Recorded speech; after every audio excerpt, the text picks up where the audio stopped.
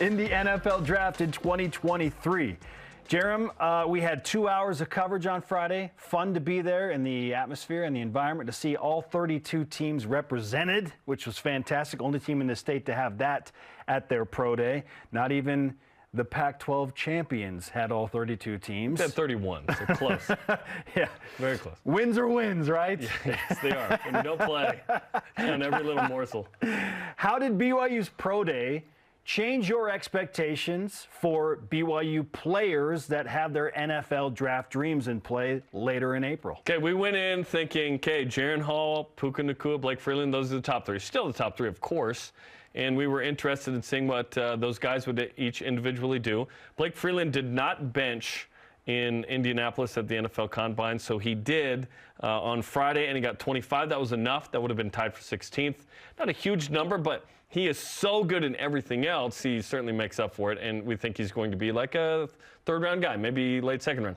He also went into the 20-yard shuttle and shaved off nearly 3/10. Oh, the quick feet. 4.42.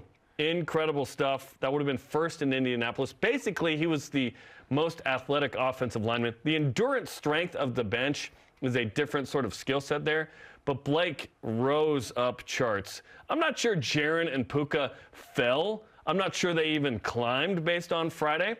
They didn't hurt themselves. Perhaps they helped themselves a little bit. We saw Jaron perform and Puka perform. They did not do anything but throw and catch respectively in Indianapolis, so that was good. Jaron Hall ran a 4.62 40. Plenty fast. Plenty fast for a quarterback. I kind of thought, given his history and athleticism, that he might crack 4.59 or something. But yeah, that's a good number. 20-yard shuttle was 6.97. That would have been third in Indy. Great throwing session. We'll talk about that in a second. Puka, his numbers were good. They weren't stellar, but they weren't bad. Yeah. You know, he's ranking 10 to 20 in kind of the wide receivers in Indy numbers.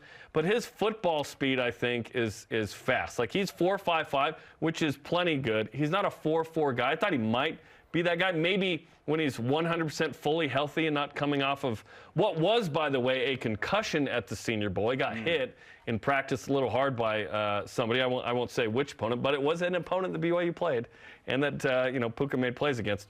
So that's fun. But he's doing better, which is good. We saw him catch well with Jaron Hall there. So those big three, certainly it was like, okay, these guys are NFL draft picks. Let's go. The next guy, obviously, and we talked about it Friday, Caleb Hayes. MVP. He won the Jonas Trudeman Pro Day MVP award. Okay, 17 on the bench. That would have been tied second among corners in Indy. Again, among corners in Indy are the comps. 40-inch vert would have been sixth. 4.3 140. Wow. That would have been third overall at the combine. Overall. Blazing. Woo! 6.88 3-cone tied for second. 4.17 20-yard shuttle tied for second. Caleb was clearly hurt a little bit last year. Okay, it wasn't his full self because in 2021 he was one of the best corners in the country. He might get drafted. Chris Wilcox was not on our radar 3 years ago to get drafted. Chris was in the house, by the way. Yes, he was. I talked to him for a minute. He's with the Steelers. Yep, just signed with the Steelers. Yeah. Is Caleb Hayes may sneak into the draft because those numbers are so good. If he's not drafted, all good. He goes free agent to somebody. And then Chris Brooks was the other one. He's trimmed down to 219 pounds. 21 on the bench would be tied second among running backs in Indy. 37-inch vertical, top 5. Broad jump, tied for 7th. 4.58 40. That was the goal for him in my mind, was 4.5 something. 3-cone would have been second. 20-yard shuttle would have been first. So Chris Brooks looked jerked. Yes, he did. And he looked great. So I think those 5 guys are BYU's top 5 prospects. I'd probably go Freeland, Puka / Jaron, Caleb, then Chris Brooks. Yeah, I'm more confident that Jaron is going to be the second player drafted behind Blake Freeland now because of what he did at Pro Day. And just a couple of notes of what you brought up, the 20-yard shuttle for Blake Freeland. Jim Nagy, who's the executive director of the Senior Bowl, he sent out a video that they took from Mobile when Blake was doing his quick feet drills and said, this is exactly what we expected. So that number, yeah, it helps. Is it enough to solidify Blake in the late second round? Probably not. Someone's like, I saw the 20-yard shuttle, and my mind was convinced. But he should feel really good about going by the third round for sure. Yes. And Puka Nacua, even though his numbers in the 40 were not like eye-popping, he's a dude that has game speed, just like Tyler Algier when he ran his 4.6.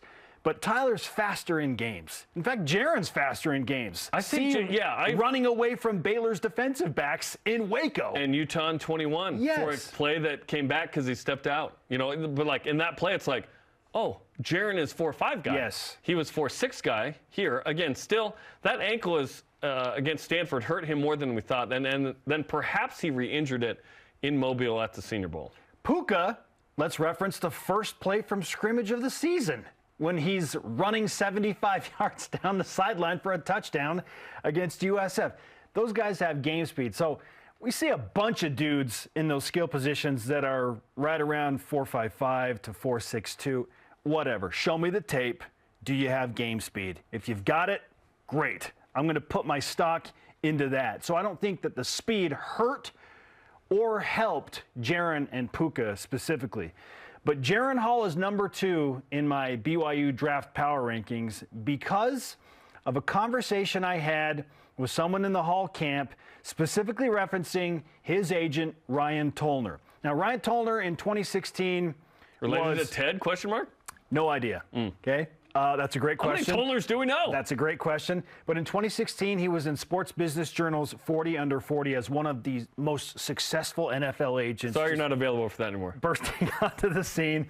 He's Ben Roethlisberger's agent from the time Ben was, drafted in 2004. So, I mean, I think he was Ben Roethlisberger's agent when he was like 25. Like, that's crazy, right? Did he go to Miami of Ohio? What's the connection? I have no idea. Nice. But Toler, to his credit, has put together more $100 million deals over the last 5 years than any other agent in pro football. With inflation, that's easy now. Carson Wentz, Jared Goff, Marcus Mariota, of course, Ben Roethlisberger. Now he's signed Jaron Hall, and the source inside the Hall camp said, I just got done talking to Ryan Toler, and he said, look, I've signed a lot of big deals. I've done a ton of these. I mean, just countless pro days. So many that it makes me want to... Show me the money. Right? He said, I have never, and he's like, I'm not using the hyperbole, never seen a pro day throwing session like Jaron Hall just put on. The ball was zinging out there. I mean, it sounded crisp. It looked crisp. It looked good to me. Everything was accurate. Yeah. And it was better than I thought it was going to be. Like, I thought Jaron would be pretty good. It was awesome.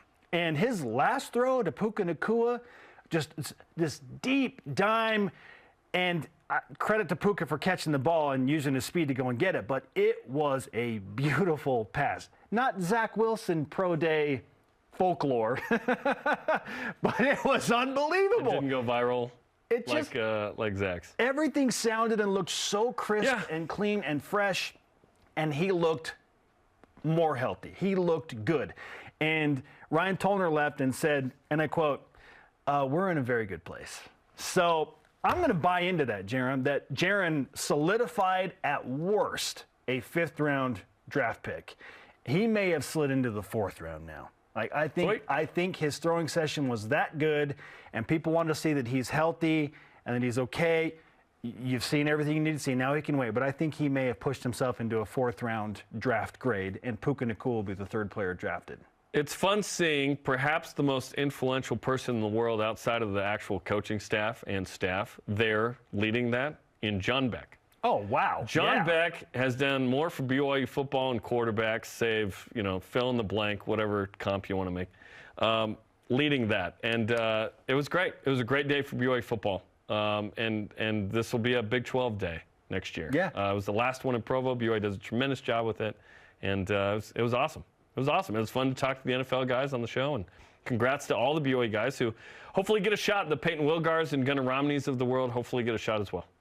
Caleb Hayes is the dude that maybe he takes the Chris Wilcox format and just sneaks in very late in the 7th round. And BYU's only had one dude drafted out of the cornerbacks since Derwin Gray. Chris Wilcox. Chris Wilcox. Perhaps Caleb Hayes becomes number 2. Do we send a tweet out as much? He said he's getting drafted. Chris Brooks feels like a for sure undrafted free agent guy. I don't know about anybody else that competed. Yeah, I think those top 5 really stick out as like, okay, they're gonna make at least practice squads. Let's hope BYU has a few more too. Harris LaChance and others. Yeah, I hope Harris LaChance and Peyton Wilgar get a shot. Sure. Just maybe. We'll say I hope Gunnar Romney gets a mini camp invite. Houston Hamley, they're a bunch of guys. But yep, Houston had a great day too. Houston had a nice day. Sub 5 on the 40 and then 31 Reps on the bench. That's big 31. time. That's Woo! strength. You and I are like, can we get one up? Jeez. Our question of the day. How did BYU's Pro Day alter your expectations for Cougars in the 2023 NFL Draft? I love this tweet coming in from longtime watcher and listener, friend of the program at CL_living. He says, it took me exactly 4.31 seconds to be impressed. Nice. Referencing Caleb Hayes' blistering 40. Oh, I mean, Yeah, it was great. Whew,